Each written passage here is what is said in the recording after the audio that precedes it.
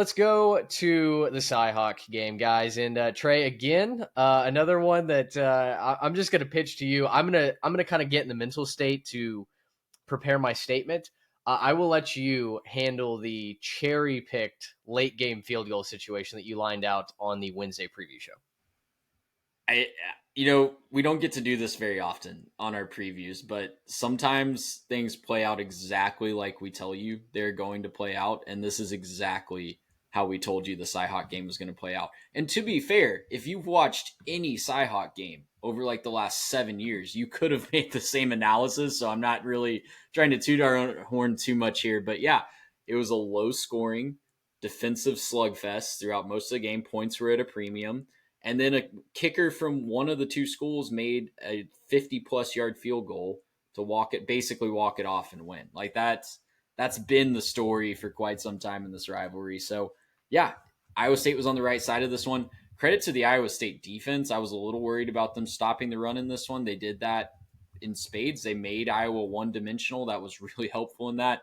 You're going to talk a little bit more, I feel like, Mitch, about maybe another reason why they were one-dimensional, but this is a big win for Iowa State. I mentioned in my article this morning, this was just the second time since 2006 that they were favored in the Cyhawk game. This is not a spot that they are typically finding themselves in this rivalry. It's typically, if they win, it's considered an upset if they knock off the Hawkeyes. But first win at home since 2011, big momentum builder. It really doesn't matter what the final score is in this one. It's going to be a low-scoring game every single year. That's just how this game plays out, and it's not going to affect Iowa State's offense the rest of the year in Big 12 play. We see that year over year that they're still able to be explosive in conference play. So massive start to the season here to get to 3-0, wins over your two biggest rivals 3 weeks into the season. There's not a fan base in the country feeling better than Iowa State right now.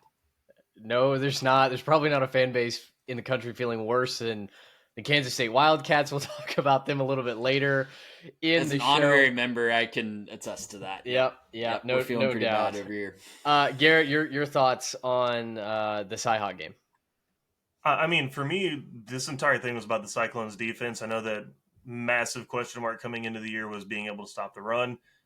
You can check that one off because in your two big games, you've been really good against the run, really good against that in that spot. And so I was really proud of that effort. Also, they did a really good job. Again, only 3 down. There were a lot of moments where there were like 5 guys in the box and they were still stuffing the run and rallying to the ball. So, there's some real physicality. There was some real kind of grit and toughness getting played with, and that's definitely something you want to see. And this is another one of those, I just said like some of the numbers are going to lie. I don't think anyone's really going to be convinced of it after this game, but I think Iowa State's a really, really good football team this year. And again, you're not going to prove that with a 3-point win in an ugly game, right? You're not going to prove it a couple weeks ago with a 3-point win in a game that was kind of okay, and your quarterback has somewhat pedestrian numbers, right? Like Rocco Becht isn't going to be making any, headlines throwing for 134 yards, right? That's not going to be something that's going to light up your notifications. But I still just think they're a really good team. They're clutch. They play well together, and they really don't, they don't really struggle to, come up with that last play, right? Like that kick was huge. That kick was clutch. Obviously, kind of called it from the preview. Nice spot, Trey. But I think that's a really good football team that we watched. And Iowa really cannot figure out the offensive side of the – like, I'll let you kind of take that, but Iowa cannot figure out how to play offense. I don't know what football god they pissed off that brought this curse upon them, but they just cannot figure out how to play offense in the modern century. I don't know what it is. It's not been fun to watch. Vandy Chris in our chat has Iowa going 4-8 this year. He's not sold on the offense, maybe any part of them. They don't have a wide receiver, he says. It scares anyone. And after today, it's really hard to disagree with that. So I did have to put out a notice on Twitter that I would address the results of today's game. Fellas, if you will allow me a moment, I have prepared a little speech here for the Jimmies and the Joes, and it goes something like this. My fellow Americans, I come to you this evening a broken and humbled man. Word of Iowa's pathetic offense has once again reached HQ. I would like you to know that I'm fully aware that I've been scammed. I've been betrayed by my sources, my research, and most importantly, my desire to see the best in Iowa football. It's clear that QB1 at Iowa is vacant. It does not exist. And the so-called improvements were nothing more than off-season hopium.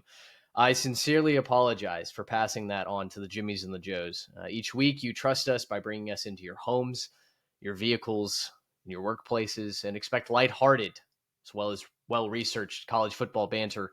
And I promise that no one will work harder than I will the rest of this season. And you won't see anyone spend more time studying film than I will. And you won't see anyone be more devoted to this team than I will. God bless. Mitch, Wow. that's very big of you. That was big to come on here and do that. Thank you. Was that Mitch Mason or was that Tim Tebow at the podium after losing to Mississippi State? One in the same, as some people have if said. There was the same kind of if that kind of accountability existed in that Iowa offense, we'd have figured it out by now. But I don't know what it is. They just can't figure it out. Guys, I don't know what to say. Truly, we knew that the wide receiver core was not going to be Alabama or Ohio State, right? I knew that, but coupled with the defense that Iowa has, I thought that they would figure it out. I mean, Gronowski was winning the FCS Heisman, which I know is a step down, but to win the FCS Heisman, to throw for like 10,000 yards in your career, guys, typically you would think that would mean that you're familiar with the concept of a forward pass, right? Like that follows. To complete that and to throw the ball down the field is how you get from point A to point B, being all kinds of records set at the FCS level. Gronowski looks like he doesn't know which hand he throws with on any given Saturday. It's been brutal. And quite frankly, the game looks way too fast for him. I don't know what the offseason was spent doing. He was playing against one of the best defenses in the country on an every down basis through the spring and through fall camp. And none of it looks like it's worn off at all. So, listen, I just gave a little speech and I meant every word of it. I truly have no idea what to make of Iowa, and it's very clear that Iowa to the playoff prediction that truly felt so genuine in my mind when I made it, that is nothing but pure fantasy at this point. I think Garrett was right. I think it's just an Iowa voodoo at this point, because you go back and watch his South Dakota State highlights and it is not this person. He looks amazing. It's a different person. Yeah. It's a different person. Look, sometimes it's just the coaching, it's the voice, it's the process of like, how do you get a play in? How are you being coached to read a defense? And it just slows the game down for a quarterback to a point where you can't play anymore. It just kind of gummies up the whole thing. Like we've seen coaches that have taken a quarterback and, either he was really good and now he doesn't look very good, or he takes a quarterback who, we all think is kind of bad. Then he leaves and now all of a sudden he looks like a genius. Like this happens frequently. I don't know what to make of the situation at Iowa though. Like, I don't know what the process is. They've like had different coaches.